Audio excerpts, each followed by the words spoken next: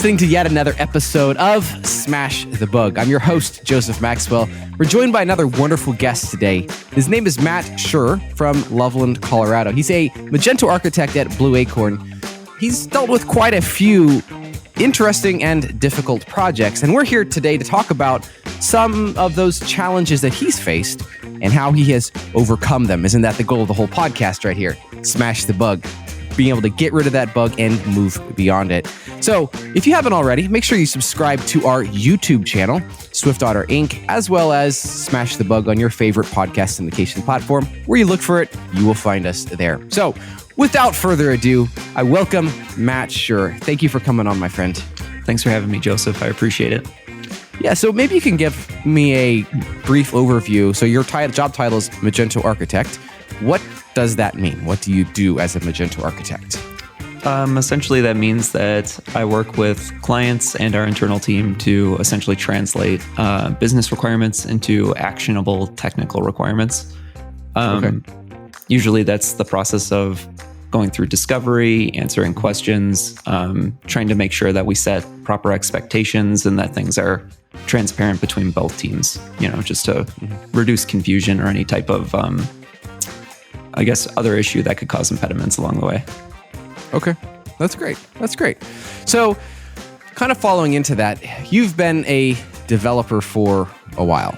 And obviously as evidenced by obtaining such a title. Because in my experience and my understanding in the community, Magento Architect is kind of the top of the food chain when it comes to that realm, right? I mean, correct me if I'm wrong. I mean, it doesn't seem like there's until you sidestep out of like the development or like the project focused sphere. Is that? I guess let me start that as a question. Would you say that's correct? I mean, that's a pretty big title.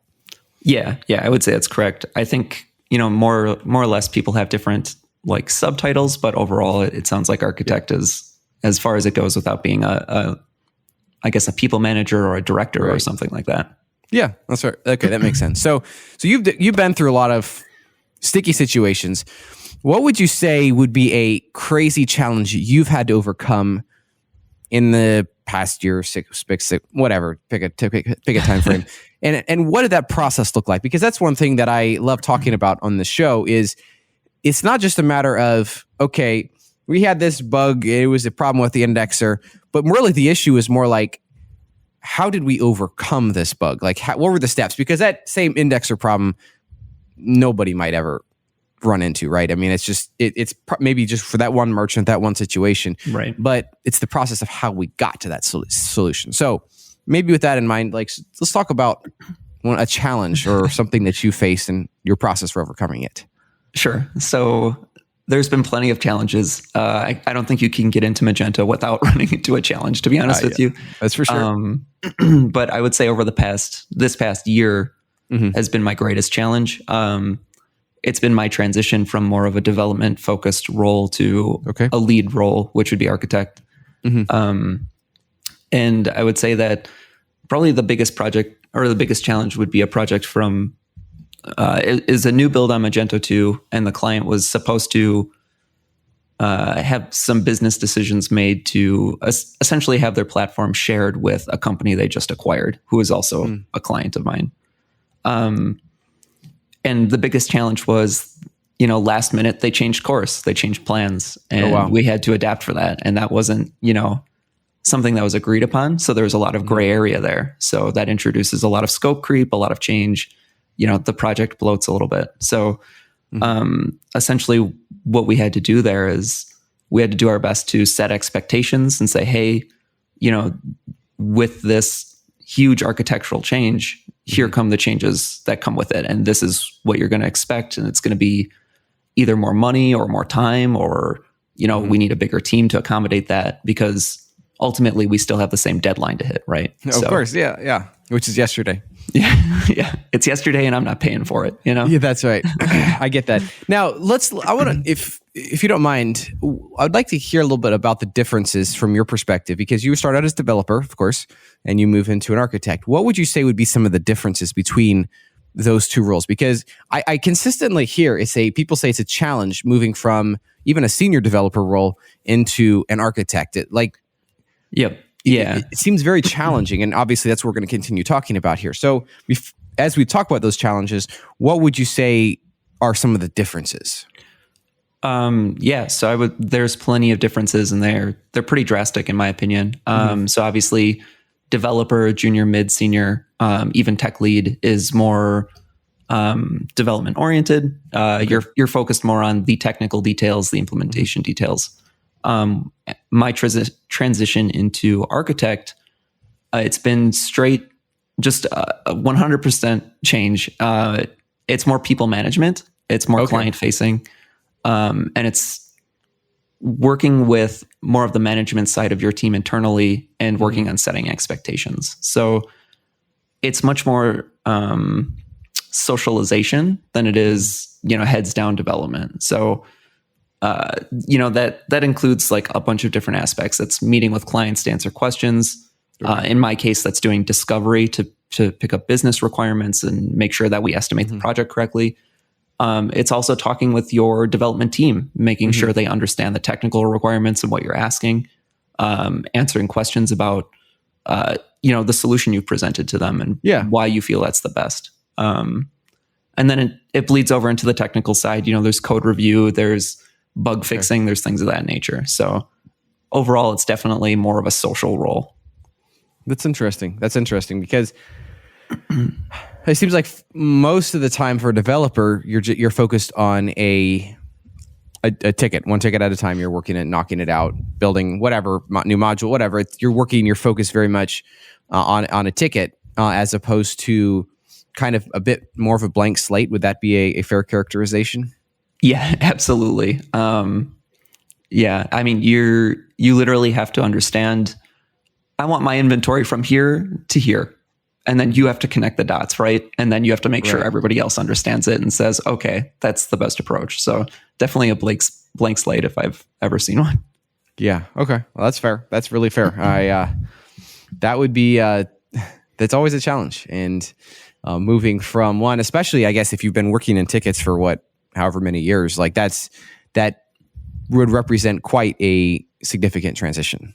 Yeah. Yeah. So moving on, the challenges, they help us grow. You face the challenge getting or moving from being a senior developer over to, or tech lead, whatever, I don't remember your previous title, over to being an architect. What is the best way, in your opinion, to stay creative, to stay driven, to keep up this momentum in being a developer, architect, or whatever role for those that are listening to this podcast?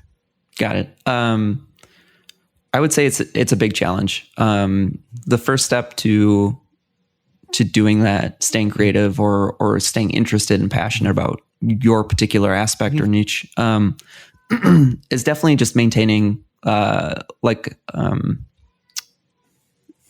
just a positive work-life balance, right?